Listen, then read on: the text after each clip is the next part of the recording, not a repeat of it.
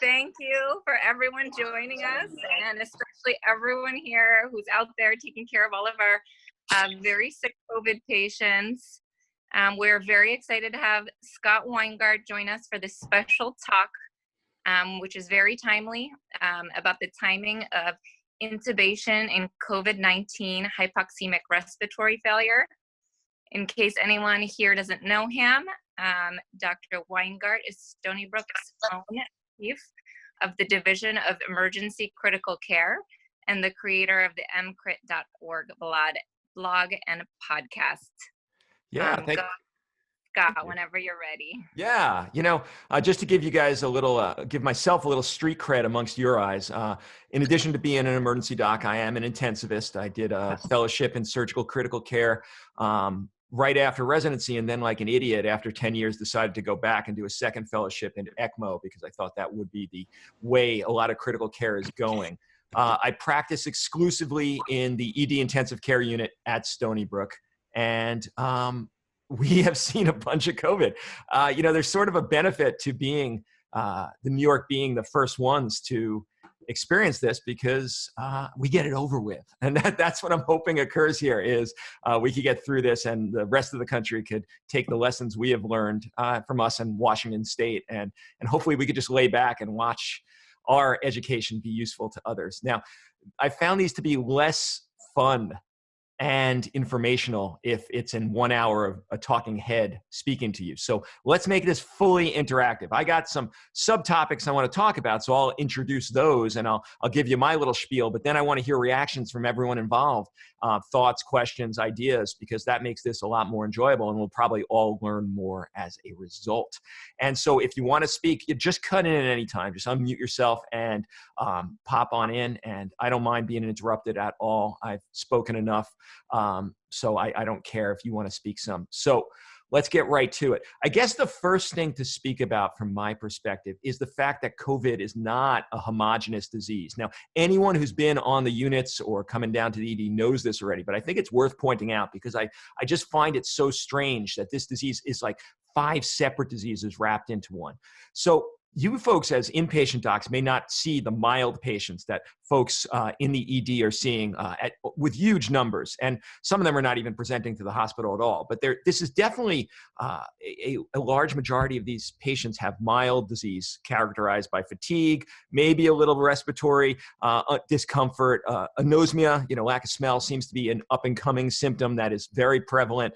And they just feel crappy. And either they come or they don't, and we take those folks out of the in-hospital data. The next group has been the most startling, and I think everyone who's done any time treating these patients has a story of what's being called the silent hypoxemic patient. This is also referred to as the happy hypoxemic patient, though that has some pejorative side effects of using that term, so we've moved away from that. But the silent hypoxemia is patients with saturations of 70, 60, 50% on an SpO2 probe who are telling you they feel just fine and they think they could go home. And they may or may not have the characteristic ground glass lung findings, but they are all, just profoundly hypoxemic without significant symptoms in this subgroup. I don't quite know what to make of it.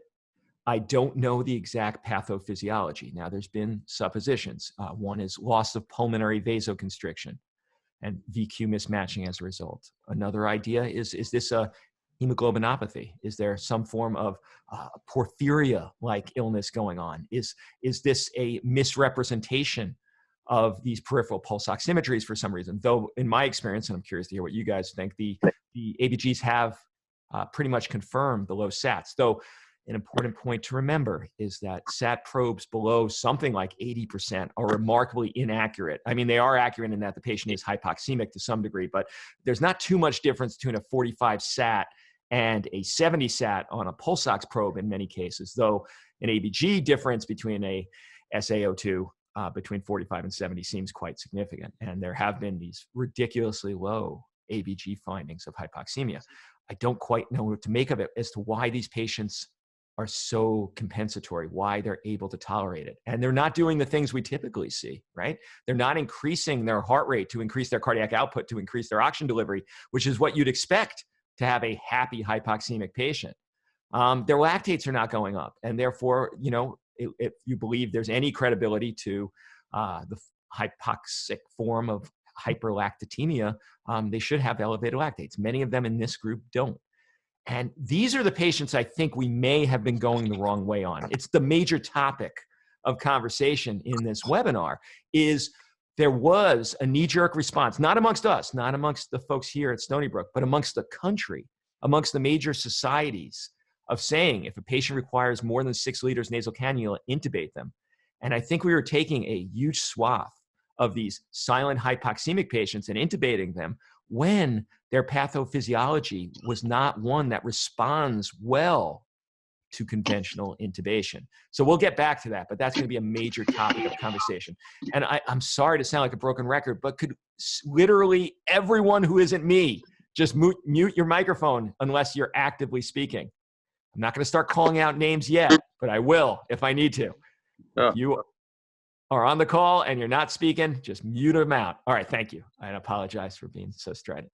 Okay, the third group, the ones that I think give you guys particular discomfort and misery, is what's being called the indolent patients, who may look okay. They may look just in the silent hypoxemic group, though oftentimes they do have the beginnings of an inflammatory lab marker set. But they do okay for a few days, and then at the day 4, day 5 point, start going really crappy, emerging into what some folks are calling a cytokine storm. It may have some overlap with HLH. And these patients are particularly bothersome because many of them you think you've won, and then you are really disconcerted when you have not won, and they actually get far worse than they were at the beginning of their illness. Now, these patients could either be intubated or not. And in both cases, you could have this indolent course where they look great. You might even think you have won and extubated them and taken them off mechanical ventilatory support. And then boom, they explode, they get reintubated, and they have a rapidly progressive course. I unfortunately don't have as many answers as I might have for the silent hypoxemic group for these indolent patients.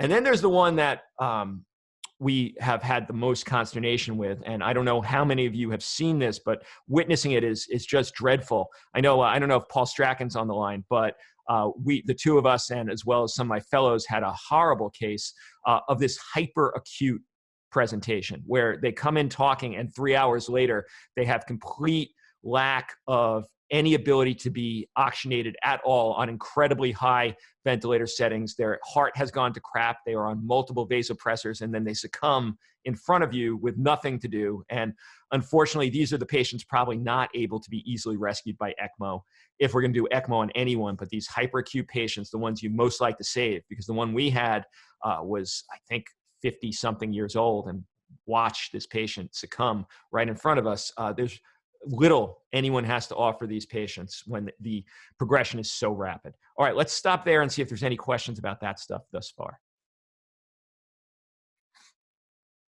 This is Jerry Smaldone, just commenting on the happy hypoxic patients. It may be that their mechanics are not that deranged. In other words, hypoxemia is not such a strong drive to dyspnea. Like getting out of the plane in Denver, that kind of thing. So from my talking to my colleagues who've taken care of patients on vents, their mechanics are not that tough to ventilate. They're tough to oxygenate. So go ahead. I'm sorry. And then there was a summary in from an Italian group about VQ being the major manifestation of this disease rather than ARDS type mechanics. So I mean, that's my spin on that group. Dr. Smaldone, you made a particularly good point in that this is being equated, this happy hypoxemia phase of the disease, of being so similar to all forms of high altitude sickness. And especially it might have startling similarity to HAPE, high altitude pulmonary edema, and the same situation of remarkable hypoxemia that is fairly easy to ventilate, wonderful lung compliance, and yet a profound hypoxemia. So yes, absolutely agree. Okay, any other questions from the fellows before we go on to the next set of stuff? All right, well, let's keep going then. So, just a little bit about the pathophysiology, and the reason just a little bit is no one has a true grasp on this yet, though the beginnings of some suggestions are coming out in the literature. In fact, there was a remarkably good lecture just published by the European Society of Intensive Care Medicine that my colleague Brian Wright just sent me, and I just got to watch before this webinar, and they go through some of the postulated pathophysiology, at least on the pulmonary side. And that's a worthwhile lecture if you guys want more enrichment after this. So I will send links to everything we talk about here after this is done, but you can take a look at that. I think it's really, really good. But there's a component of the loss of hypoxic vasoconstriction, the VQ mismatching, in two different ways. We'll talk about it in a little bit between the patients who have good compliance and then later on the crappy compliance patients.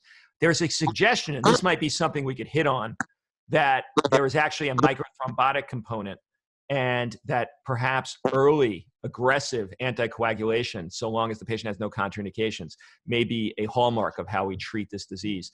I don't know, is anyone upstairs in the ICU already doing therapeutic dose anticoagulation for these patients empirically? Not really, Scott. Okay. The only thing about it was that we had a discussion at the invitation of the dean with some of the critical care people earlier today, and the surgeons they are using D-dimer to decide when somebody is hypercoagulable. Extremely high D-dimers, they say, I don't know, over 3,000, and they're fully anticoagulating those people without any particular basis in the literature. Yeah, I mean, I think there's a basis only theoretically, but you're absolutely right. There is no actual evidence of this as a treatment. I will say, I think all of these patients, and I think we do this anyway, but maybe not on the lower risk patients as much, probably deserve prophylactic dose Lovenox if they don't have contraindications. As to when to pull the trigger for actually giving therapeutic doses still remains to be seen, and I think it's going to be individual clinician judgment based on the patient. All right, so what else in terms of pathophysiology? You've heard about the ACE-related stuff and whether the angiotensin-renin system is playing a role. It still remains to be seen whether that means you should be stopping the patient's ACE inhibitors or giving them. And I have nothing to offer, unfortunately, on that until more evidence arrives. There's just a couple unmuted people who are causing echoes. All right. So, I'd love to get into the lion's share now, which is, should we be intubating these patients? And here's where I give the proviso I could have given it during the entirety of this talk, which is all of this is based on anecdote. If there's some stuff that actually is evidence-based, I will point it out specifically, but otherwise, realize that the evidence is not there yet, that this is based on our experience. It's based on my experience, which is, not as broad as I would like, but luckily it is based also on the experience of people all across the world. The nice thing about running what has become one of the most popular sites for COVID information, mostly thanks to my colleague, Josh Farkas, a pulm crit care guy in Vermont, who has done an astounding and impressive job of updating hourly our COVID-19 information page. And I'll send you guys the link to that. But as a result, folks all across the world have been sharing their ideas and reactions and what they've seen. And both Italy and China have already passed through the lion's share of this disease state, and we're at the beginning. So having these people come and talk to us has been amazing. So I'm sharing their experience even more than mine and my colleagues here at Stony Brook. So early on, like I mentioned, we were intubating patients pretty much knee-jerk once they got beyond 6 liters nasal cannula. And that's a fairly minimal FiO2 from what we've seen patients in this particular disease need. So I think there are a lot of patients intubated potentially without real necessity. And now the problem with that, when you think it through, is all of us, to some extent or another, have locked into our collective subconscious, the ARDSNet experience and the gradual upping of PEEP as a response to hypoxemia, sometimes not even so gradual, sometimes rapid. And since these patients are profoundly hypoxemic in a way I think very different than standard acute lung injury, what could happen to these happy hypoxemic patients who are intubated early is, due to that hypoxemia, they may work their way up the PEEP scale, and actually a lot of the ALI may actually be iatrogenic, because if you take a normal person and have them on a PEEP of 20 with mechanical mandatory breaths above that, that might be injurious levels of intubation for these patients with already damaged lungs.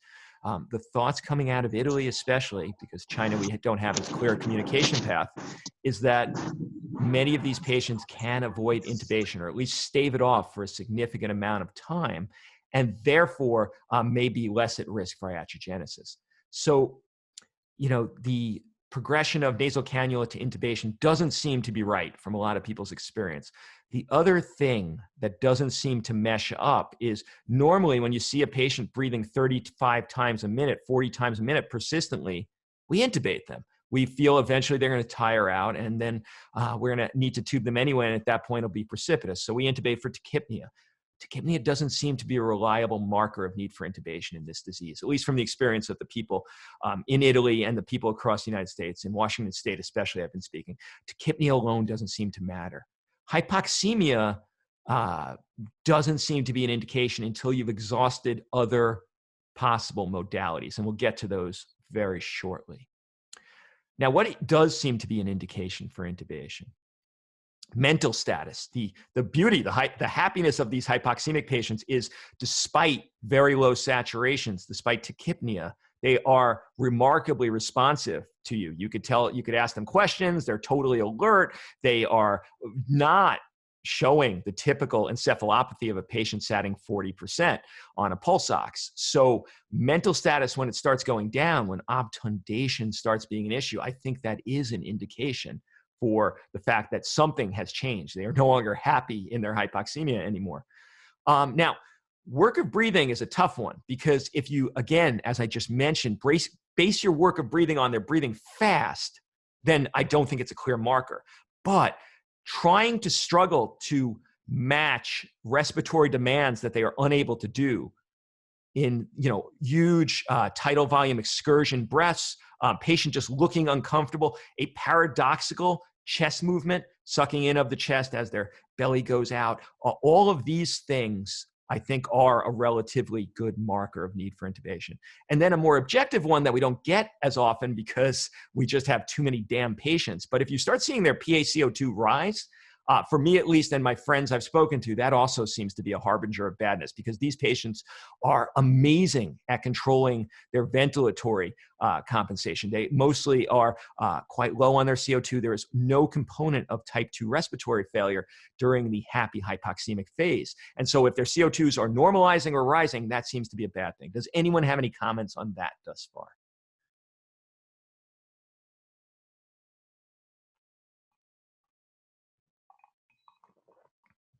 Wow, this is a responsive audience we got in here. I wonder how many people are hypoxemic in the audience. I have a question for you, because I haven't seen these patients. The happy hypoxemic patient, is his blood pressure normal? Is his circulation? Yeah, it's so weird there. And in fact, here, let me show you some of what you'll see here. Let me share my screen, and we'll go here. All right. Okay, could everyone see this? Yeah? Can people see this?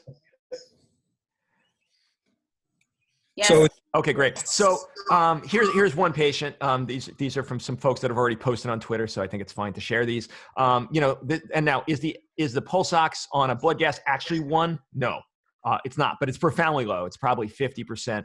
And you can see barely tachycardic. The most striking one was a patient who was actually a palliative care patient. They had end-stage cirrhosis, and so therefore could not be intubated. So they could take them quite far in how long they let them progress, or not even let them progress, how far they did progress, rather. And you could see, let's see if you guys could see this. This patient has a 45% sat, and they're breathing at 20 times a minute, 73 heart rate. Perfectly normal blood pressure. I mean, maybe you could argue the map is 64, a little bit low, but nothing profound. And this patient was talking. This patient was responsive. This patient had no signs of acute nearness to death that any other patient outside this disease we would associate with these with a sat like this. So no idea to have a clear explanation. So I'm just an idiot frontline resus doc. I could just talk about how to handle these guys more than I could talk about pathophys. So let's go into that a little bit. Hey, idiot. Yes. 1 second. Yeah, tell me. I had one, it's Sahar. I had one other comment about the tachypnea. These patients are behaving like they have a pleuritis. And so they're purposely taking rapid shallow breaths because deeper breathing is inducing intense cough. That's extremely common. So I think tachypnea by itself, as you said, is not a clear indicator to intubate. I agree with you. Yeah, absolutely correct. All right. So what is the progression? Now, this progression is the progression we're using, but it wasn't based on our data solely. Well, data, please. You should hit me in the head for that. Based on our experience solely. This is pretty much the consensus of my folks around the world, but especially my buddies in Italy, because they don't have vents anymore. We're still doing okay. I mean, I've been so impressed with Stony Brook's motivation to get crap done and really get us supplies, additional ICU beds. And all of you are a testament to that really profound coming together. And, you know, every day more ventilators come, but Italy, they're hosed, no ventilators. So they've had to work out who's going to use that scarce resource and how to keep the patients off the vent as long as possible. So everyone starts with a nasal cannula. And, you know, how far to go on a nasal cannula?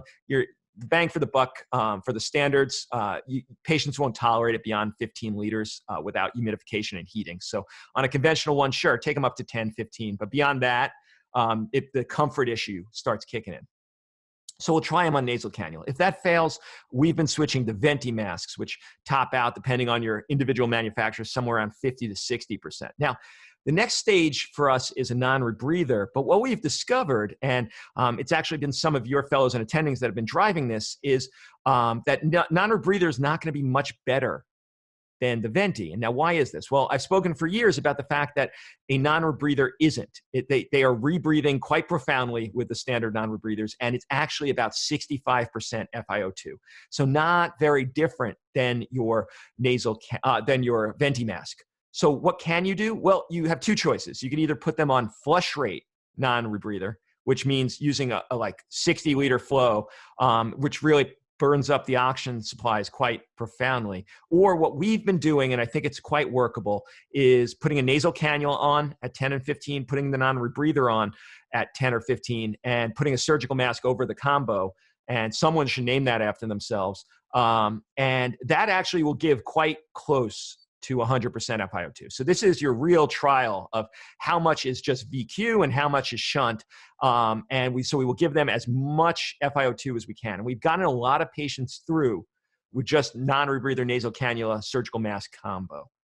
Now, the next tier really at this stage is still going to be kept in a negative pressure room, which is tough, because we don't have as many of these as we might like. We especially don't have them downstairs. But the next stage we've been going through is high flow nasal cannula.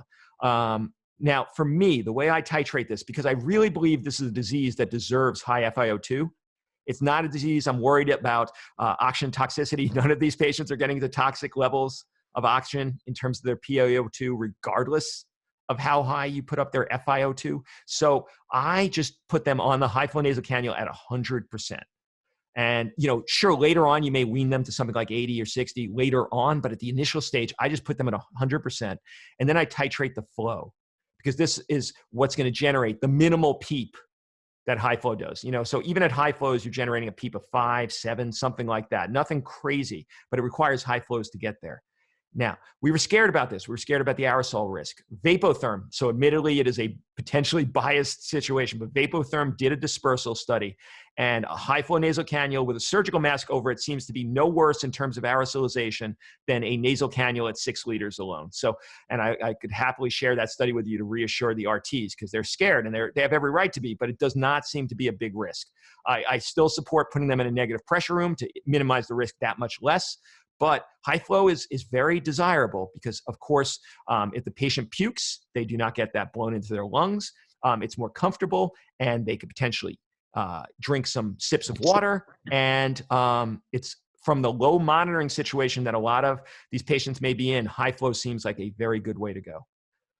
The last thing that we are just about to start instituting is a trial of CPAP. Now, the Italians had had remarkable success with CPAP, and they, for many of their patients, have been using something we don't have in the US with any prominence, but that is the helmet CPAPs. I don't know if you guys have seen these, but essentially it looks like a water cooler bottle over the head with a rubber gasket around the neck and just tubes for the non-invasive machine to be inserted. Now, this seems like to a claustrophobic to be petrifying, but seemingly it's amazingly comfortable compared to the masks.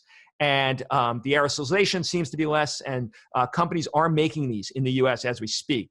It'll be a while before we get a ramp up, but these are what at the beginning the Italians were using. They ran out of them. They are using the same masks we have now for many of the patients, at least in my buddy in Turin, who I talk to most commonly. They're just using the straight up masks. Now, Dr. Mansour has been worried that every CPAP patient we do is going to take up a ventilator. So as a result, we've gotten oxygen flow-based CPAP, and I hope to introduce those in the next couple of days. And these work on a Venturi resistance principle. So the oxygen flow itself, in addition to giving FiO2, is also generating the back pressure to allow for CPAP. And so these just go onto the wall, they plug into a viral filter and then to a non-invasive mask.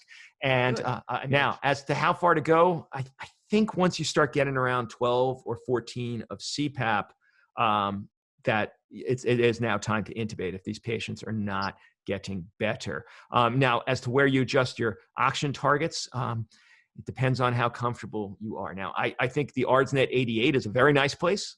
Some people are letting these patients drift lower because they do tolerate this hypoxemia for whatever reason remarkably well, so long as none of their other markers of tissue hypoxia are actually going up. But I will leave that up to the group consensus as we hash this out at what level of hypoxemia once you're on CPAP means intubation. Now, okay, so the other thing that the Italian experience has shown us, and my friends at Elmhurst, one of the sickest hospitals in New York, and my buddies in MIMO as well, is the awake proning. Now, proning may be a bit of a misnomer because these patients don't necessarily need to be prone to get the advantages. What my friend Dave Cherkis refers to it as, and I think is the most graphic, if not the most medically sound for publication, is the pig roast.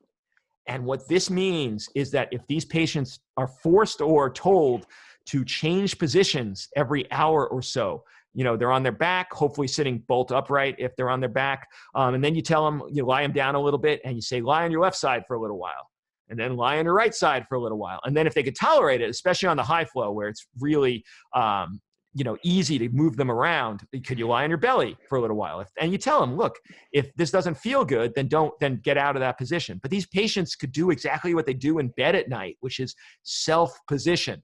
It's not the same misery of an intubated patient proning procedure, which is dangerous and requires a huge amount of work. We're talking, you pop your head in the room and say, it's time to lie on your left side. And they slide over to their left.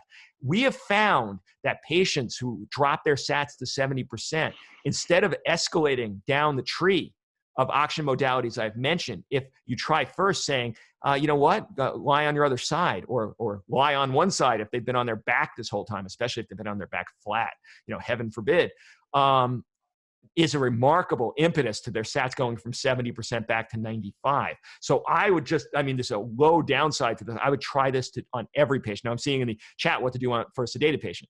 These again are not sedated patients. These are awake patients on something like non-rebreather nasal cannula or on high flow. We're talking awake proning. Sedated patient proning is a more worrisome thing. Intubated patient proning is a super difficult thing.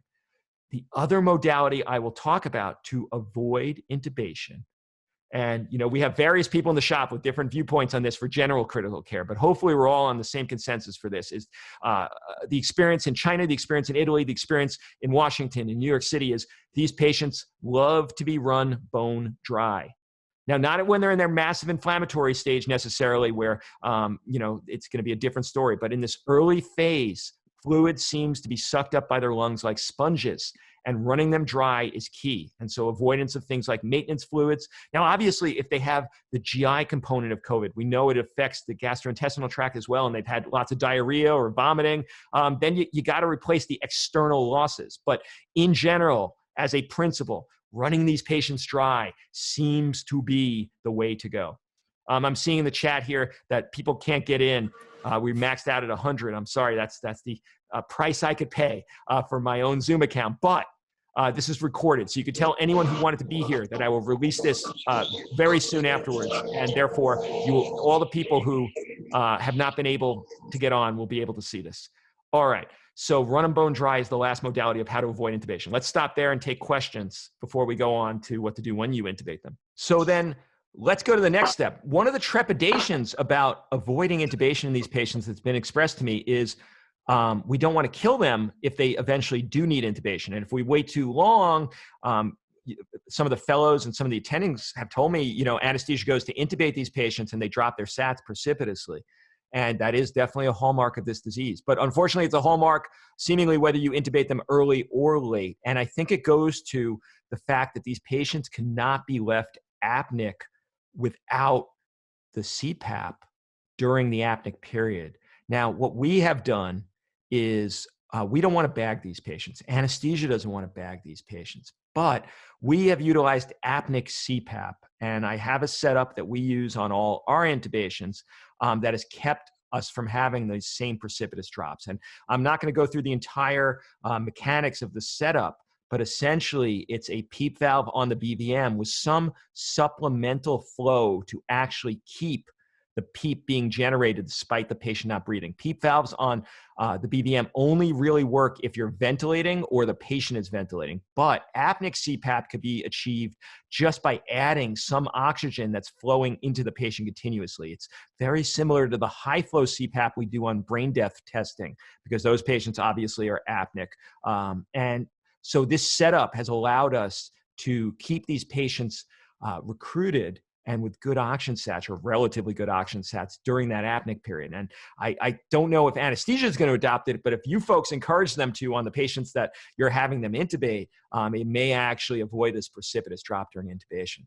The other thing is that this may be a nidus for a hemodynamic decline during the intubation. So we have push dose epinephrine standing by in all our intubations, and it's not a horrible idea to have a norepi drip already available at the bedside such that if the patient drops their blood pressure during the intubation, it will not result in a cardiac arrest.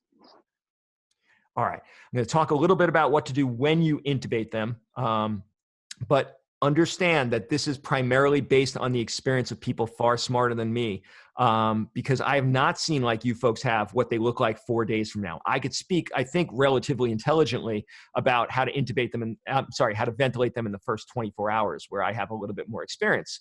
So these patients that you intubate who are in this silent hypoxemia phase have wonderful lung compliance, and I think need to be treated very differently than you would treat a conventional ARDS patient. And I think this is where we've done the most damage, if we've done any, is exactly in these patients. Because if you do put them on the PEEP scale and the low tidal volume strategy, you put them on 6 mLs per kg, patients getting inadequate ventilation, they are overbreathing, they are miserable, they might require more sedation, they lose their spontaneous breathing impetus.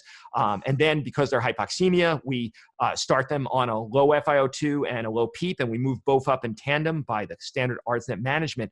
They may wind up having iatrogenic lung injury. What seems to be the consensus, and this comes out from folks like Gattinoni, he just published a letter in the Blue Journal, the folks in Great Britain from this ESICM webinar I just mentioned, they all are pretty much moving towards a consensus that if you do intubate these patients who are not in the inflammatory phase or the low compliance phase yet, you could use a intermediate tidal volume, 8 mLs per kg, and you could run them on high FiO2. They're not going to get oxygen toxic, and then give them only enough PEEP to therefore, with 100% or near 100% FiO2, to maintain hypoxemia avoidance. So therefore, instead of 40 and 5 and then working our way up, put them on 80, 90, 100% FiO2, and then your PEEP becomes a more reliable marker.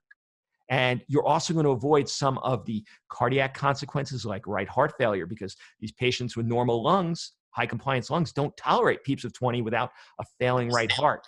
You know, like someone who had massive consolidation and changes in transalveolar pressure might.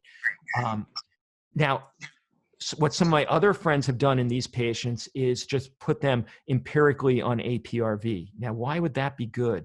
Well, I guess the way to think about this is, why is intubating these patients? Why have we seen quite commonly a phenomenon where a patient required a CPAP of 10 prior to intubation, and then you intubate them and immediately they need a CPAP of 24? Well, and we've seen this, and folks across the world have seen this. And part of it is, if you intubated and paralyzed them for 45 minutes, there may have been massive derecruitment due to the lack of negative pressure ventilation. We know patients recruit so much better in areas like the bases with negative pressure rather than positive pressure.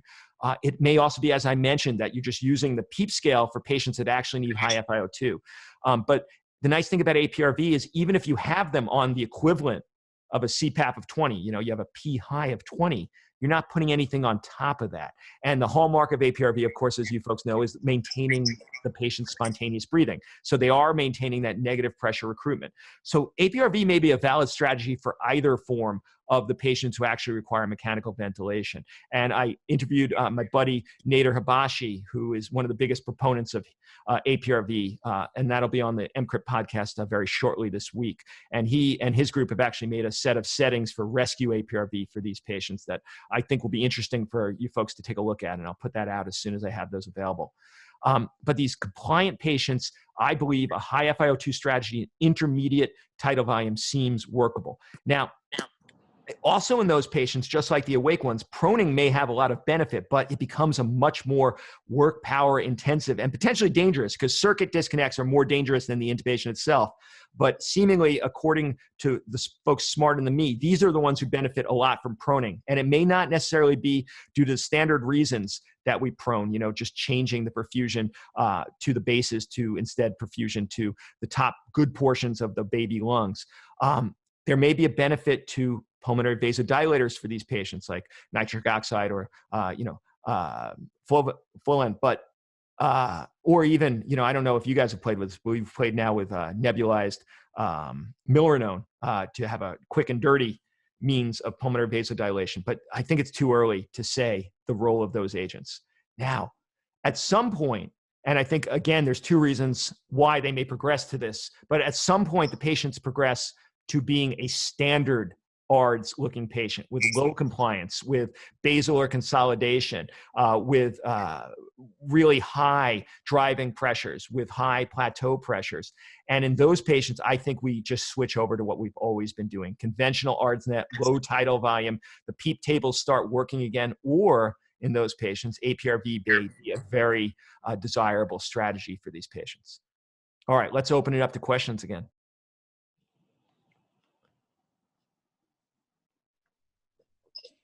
Hello? Yes. What do you do with the person that is like severely dyspneic but not hypoxic? Yeah.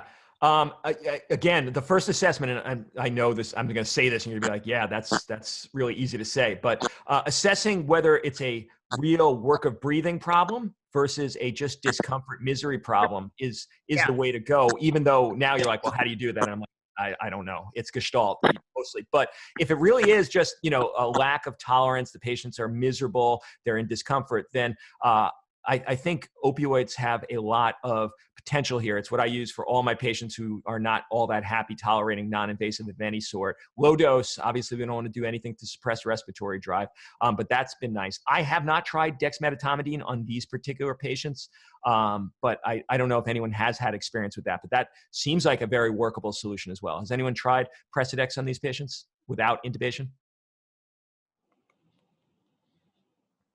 All right, so I just hear crickets, but maybe that has some potential as well. Other questions?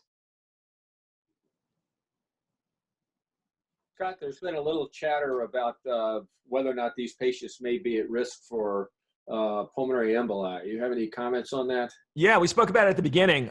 There's certainly microthrombotic disease as a component to this, and I think across the board, unless there's contraindication, they should get prophylaxis dose of something like low molecular weight heparin or regular heparin. The question is, and this will be answered hopefully in the coming weeks with some more data, when do you pull the trigger on full dose anticoagulation? And I think what was mentioned earlier, I believe was it Paul or was it Jerry, who said that the SICU is already looking at inflammatory markers, things like D-dimer, and my other buddies are using ferritin. But once your D-dimer and ferritin start rising, I think that is the time to pull the trigger for things like full dose anticoagulation and then potentially steroids. Now, Paul Marik is giving 125 Q6 once they start their inflammatory surge, but you know Paul Marik is a steroid lover, so who could really say?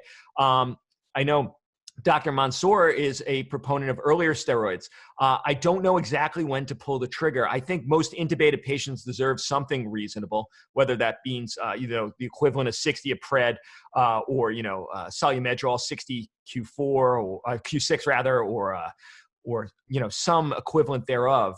But these higher doses for the patients entering cytokine storm has been used by a bunch of people, but unfortunately there is no data for any of that. And then the immuno checkpoint inhibitors, what's the MAB? I'm forgetting the ones that's being commonly used because I never give it at the point of cytokine storm. Yes, thank you.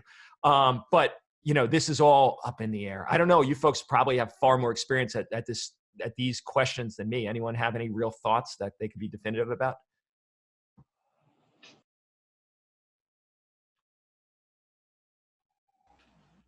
All right. Well, we got about 10 minutes left. Other questions? Dr. Weingart, has there been any use of any interleukin-6 marker cutoff as the marker for like inflammatory state before the use of steroids? Yeah, I've heard people talking about measuring IL-6. Even the really high-powered centers are doing this purely at a research level at this point. I don't know how many folks are basing clinical decisions on it, though it is interesting and potentially another marker. But I think the prominent ones right now are D-dimer and ferritin. What's the saturation goal for this patient, intubated and not intubated? How low could it go? Is that the question? No, the goal of saturation. Oh, please. I wish I had an answer for you, brother. I think, somewhere 85 to 88 makes a lot of sense to me. I don't have data for that. I do know these patients are showing no end organ signs of intolerance of the hypoxemia. So it's hypoxemia without hypoxia. The second they start showing hypoxia, I think you have to readjust your targets. But I think they probably can be gotten through lower. What we've been doing is shooting for that 88 by moving down the tree of escalation on our oxygen provision. But the other way to play it is just lower your expectations. But I don't know. I mean, I think this will be an institutional consensus as to what our real goals are. I mean, if 80% came out as the number, it wouldn't surprise me. But I'd love to actually see data on this rather than supposition. During your earlier talk, there was a picture shows the saturation is 40%. Yep. What's the patient's PaO2? Yes, yeah, exactly the question I always ask. Seemingly they correlate, but not to the 45% because the pulse oxes don't have accuracy below 70. So the pulse oxes of 45 have been somewhere in the 60s and 70s from the folks that have been trending both. So it is real. It is not a shift in the oxyhemoglobin curve from everything we could see. Scott, do we know, or does anybody know what PCO2 values have been running when they've been measured? I don't mean entitled, but I mean. Yeah, no. Yeah, and I mentioned this earlier, and it's good that we're bringing it up again because it's such a key point. Most of these patients are either hypocapnic or encapnic. And I believe, and I think this is borne out by all the other folks' experience, that once they start getting hypercarbic, the game is up for the non-mechanical ventilation modalities. They should be able to manage their CO2 wonderfully. There is no type 2 component in the happy hypoxemic patients. So once their CO2s rise, it is time. And you're very good to point out, we are not talking about end-tidal CO2 because there's going to be a marked discrepancy in these patients as a hallmark of the degree of shunting and DQ mismatching. So end-tidal becomes a marker only that your tube is in the right place. I think all you can say about your end-tidal is that your PaCO2 is at least as high. But if you have an end-tidal of 10, it doesn't mean the PaCO2 is 10. Actually what I meant was the actual values of PCO2. Are they running just like typical? Low, 20. Like 20, really low. Yeah.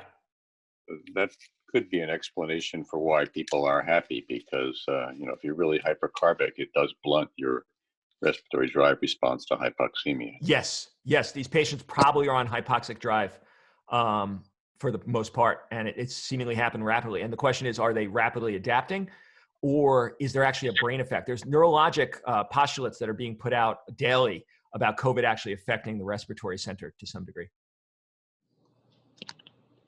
Hi, Scott. This is Anne Marie out at MIMO. I was talking to the radiology department at Cornell. My husband's a member. They're seeing a vasculitis picture on the CTs, and they're going to try to put out some data on it. Have y'all seen the same thing? Because a lot of these inflammatory markers would make sense if this is a microvasculitis. Jerry or Paul, do you want to comment? Because I've been stopping CTing these patients in the ED, so you folks might have more understanding. Sorry, I don't. Okay. Well, then we look forward to your husband's data. Scott, I have a question. It's Lawrence Haynes and Chrissy Haynes. I work at my mom's in Brooklyn, and she's at Lenox Hill. Our hospitals are filling up rapidly. Actually, we're overextended, and I want to be able to send patients home safely. I just don't know what the criteria should be. I've been sending patients home that have a O2 sat greater than 90%. I don't know if this is right or not, because patients have come back a couple of days later needing intubation.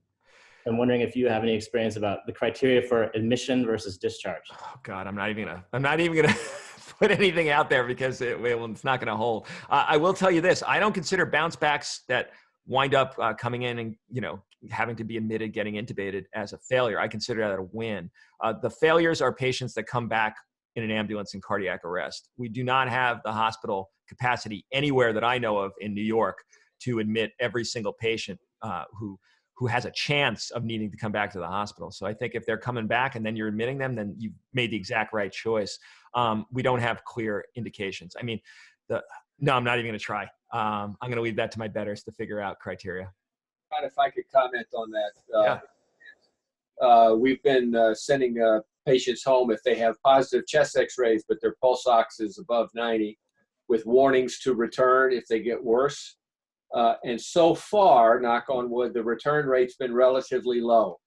So I concur with the other comments that there's really no clear evidence on what to do. But so far, it doesn't seem like we have done something catastrophic by sending these patients home.